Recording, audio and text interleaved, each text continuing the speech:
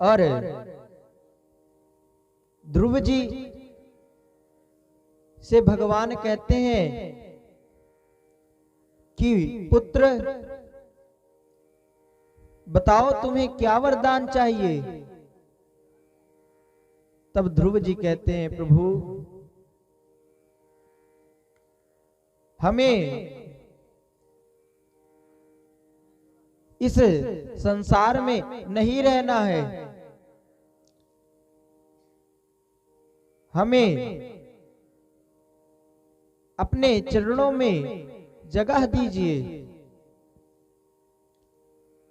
तब भगवान कहते हैं कि ध्रुव जी आपके मन में इच्छा थी कि मैं अपने पिता के गोद में बैठूं। आप पहले 36,000 वर्षों तक राज्य करेंगे, फिर उसके बाद हमारे धाम गमन को आएंगे। अब जब भगवान यह कहकर चले गए तब ध्रुव जी को बड़ी ग्लानि हुई, इतनी ग्लानि हुई कि जिसलिए सब लोग तपस्या करते हैं कि संसार में दोबारा वापस आना ना पड़े, इसलिए तपस्या करते हैं। और मुझे फिर से संसार में दोबारा आना पड़ रहा है, मेरी बुद्धि भगवान के द्वारा हर ली गई है। अब ध्रुव जी अपने राज्य में जाते हैं। इधर नारद जी उत्तानपाद जी को बताते हैं कि ध्रुव जी ने भगवत प्राप्ति कर ली है, उन्होंने ब्रह्म को जान गए हैं, उनको भगवत प्राप्ति हो गई है। आप धूमधाम से तैयारियां करें, ध्रुव जी वापस आ रहे हैं। अब इधर सब लोग धूमधाम से तैयारियां कर रहे हैं, पूरे महल को सजा देते हैं। अब ध्रुव जी आते हैं अपनी माँ के पास, तुरंत उनकी माँ ध्रुव जी को आंचल में छुपा लेती हैं। आंचल में जैसे ही छुपा लेती हैं, अपने अश्रु वृंदों से सींचने लग जाती हैं, अपने आंसुओं से ध्रुव जी को सींचने लग जाती हैं। अब इधर उनके पिताजी भी ध्रुव जी को स्नेह करने लगते हैं और उनकी जो सौतेली माँ थी सुरुचि, उनसे भी वह भी स्नेह करने लगती हैं, आशीर्वाद देती हैं। कहते हैं जा पर कृपा राम की होई, ता पर कृपा करे सब कोई। जिस पर राम की कृपा हो जाती है उस पर सभी लोग कृपा करते हैं। यदि राम भगवान की या भगवान की कृपा नहीं हुई, कृष्ण भगवान की कृपा नहीं हुई, नारायण की जब तक कृपा नहीं होगी, जब तक आप पर संसार की भी कृपा नहीं होगी। श्याम सुंदर अब तो हम आशिक तुम्हारे बन गए, तुम हमारे बन गए और हम तुम्हारे बन गए। जब ये दिल दुनिया का था तब दुश्मन 1000 बन गए, जब ये दिल दुनिया का था तो दुश्मन 1000 बन गए। जब ये दिल तुमको दिया तो सब दिल के प्यारे बन गए, तो सब दिल के प्यारे बन गए।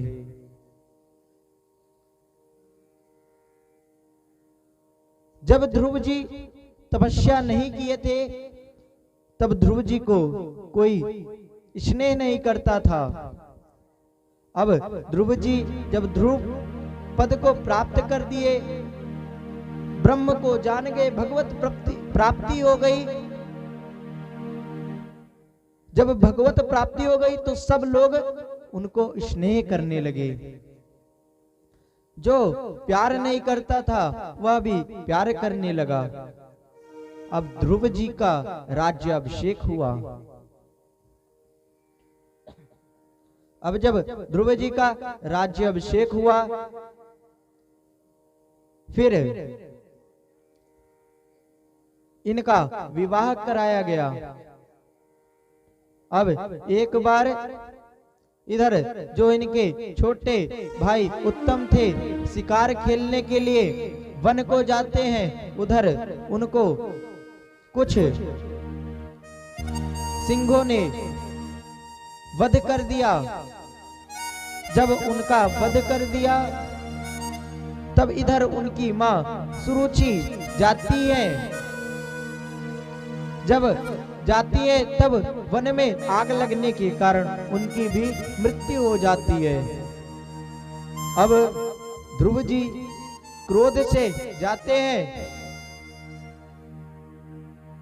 और ढूंढते हैं जितने भी भीलों ने वध किया था उन सब पर चढ़ाई कर देते हैं, सबको वध करना शुरू कर देते हैं। जब वध करना शुरू कर देते हैं तब सब लोग मनु जी के शरण में आते हैं, कहते हैं आप ही कुछ करिए। अब इधर मनु जी जाते हैं, समझाते हैं कि पुत्र यह सब मत करो।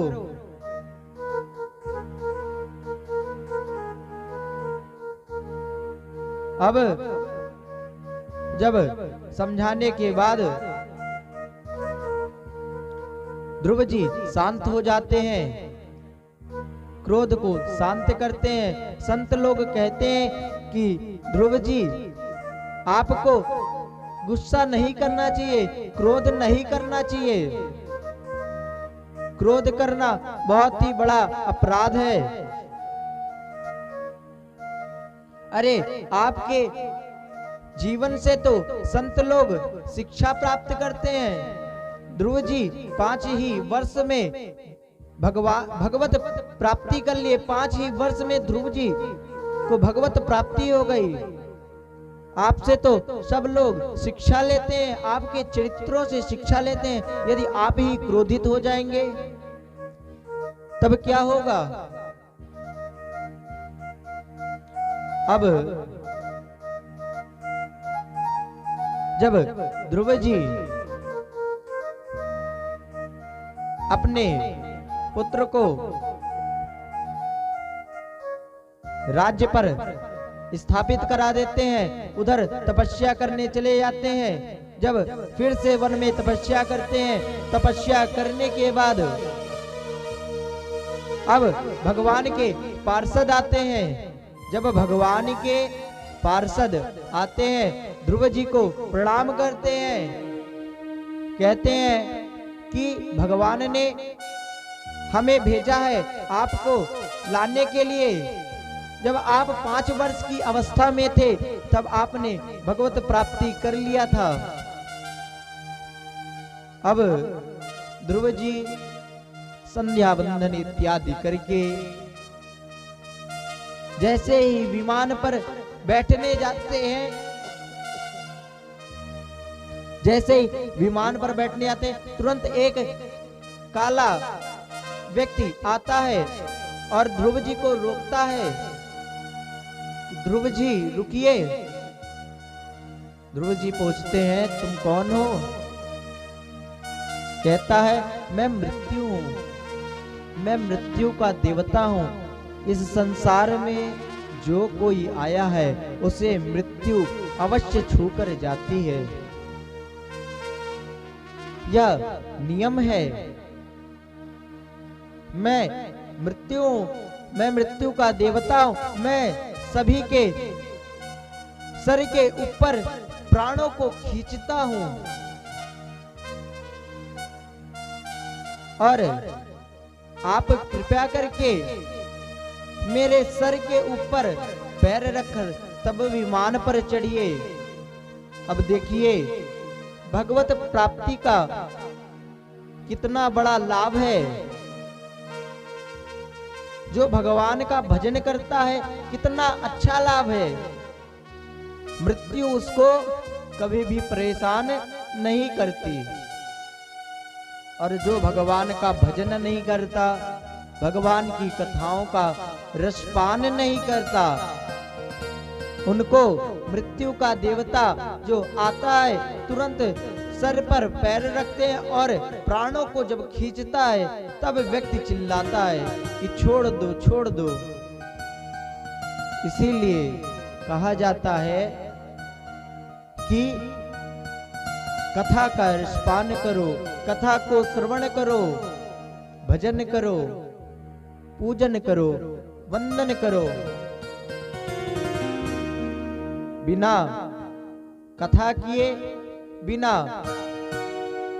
संतों का शरण ग्रहण किए हुए आपको उस परमात्मा से प्रीत नहीं होगी, और जब तक प्रीत नहीं होगी तब तक आप भगवत प्राप्ति के साधन पर पहुंच नहीं पाएंगे। भगवान के पथ पर चल नहीं पाएंगे, धर्म के रास्ते पर चल नहीं पाएंगे। हमेशा धर्म को अपनाना चाहिए। अब एक बात आती है कि कर्म बड़ा है कि धर्म बड़ा है। बहुत लोग कहते हैं कर्म बड़ा है और कुछ लोग कहते हैं धर्म बड़ा है। तो क्या बड़ा है, धर्म बड़ा है कि कर्म बड़ा है?